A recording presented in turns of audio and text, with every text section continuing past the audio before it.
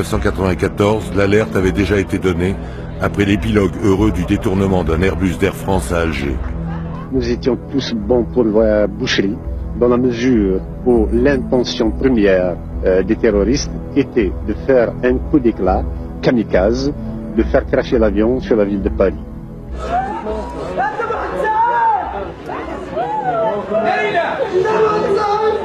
En réalité, l'objectif des terroristes était une opération de suicide sur Paris.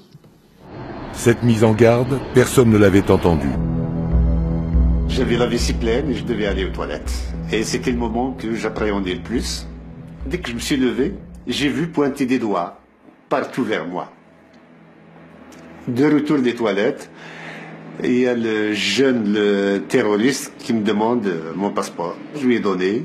Et sur le passeport, c'est écrit « un responsable politique ». Et là, il écarquait les yeux, il prend mon passeport, il revient avec le tueur. Et là, ça ne badinait plus. Il m'emmène en cabine première classe. J'avais 2 pistolets braqués sur moi. L'un sur la tempe gauche, l'autre sur la nuque. Et à droite, il y avait Yahya, qui donnait les instructions. Il m'a demandé de vider mes poches. Je les ai vidées. Il y avait une carte de visite, Farhat, chanteur. Et le bonhomme prend la carte de visite, il m'a dit, c'est qui ce Farhat chanteur? J'ai dit, c'est moi. Ah bon? Tu ne sais pas que dans l'islam, il est haram, c'est péché, que c'est interdit qu'un homme chante? J'ai dit non, je ne savais pas. Personne ne te l'a jamais dit? J'ai dit non, personne. Il faut que tu saches que dorénavant, chanter est interdit. J'ai dit si je m'en sors. Il m'a dit tu as tout à fait raison. Parce que de toute façon, on va te buter. Je crois qu'il a eu la bonne réponse. Il a dit aux terroristes, si vous me tuez, c'est au gouvernement que vous rendez service. Ils m'ont emmené dans le cockpit. Le commandant de bord m'explique comment fonctionne la radio. Il faut appuyer pour parler. Allô, la tour de contrôle. Une voix lointaine, pratiquement inhumaine, quoi. Impersonnelle. Elle répond oui.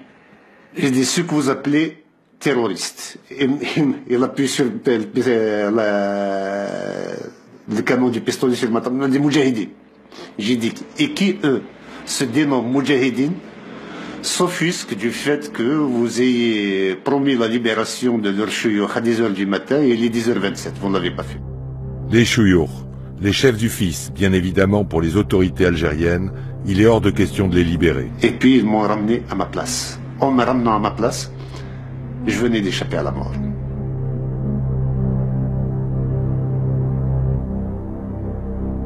J'ai pris ma décision dans le courant de l'après-midi. Et à ce moment-là, j'ai eu toute une série de téléphones avec Alger.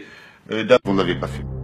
Les chouyours, les chefs du fils, bien évidemment pour les autorités algériennes, il est hors de question de les libérer. Et puis ils m'ont ramené à ma place. En me ramenant à ma place, je venais d'échapper à la mort.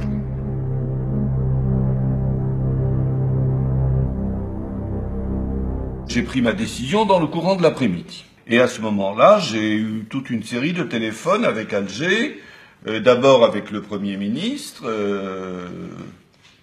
que j'ai trouvé assez embarrassé, pour demander qu'on fasse rentrer l'avion.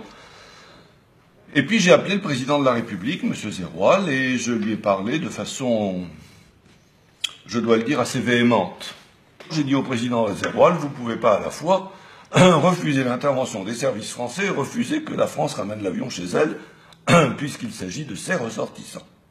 C'est ou l'un ou l'autre. Et s'il fallait payer, si j'ose dire, le retour de l'avion et le sauvetage de nos compatriotes de difficultés avec le gouvernement algérien, j'y étais tout à fait prêt. Encore peur? Moi, j'étais bouillonnant. J'étais chaud, j'étais brûlant. J'avais la chair brûlante. Et quand je suis arrivé par terre, la terre était glacée. J'avais envie de la mordre, comme ça. J'avais tellement envie de la mordre pour rafraîchir un peu ce feu qui brûlait en moi. L'ambiance est si détendue qu'un passager est autorisé à prendre des photos. Elles sont inédites.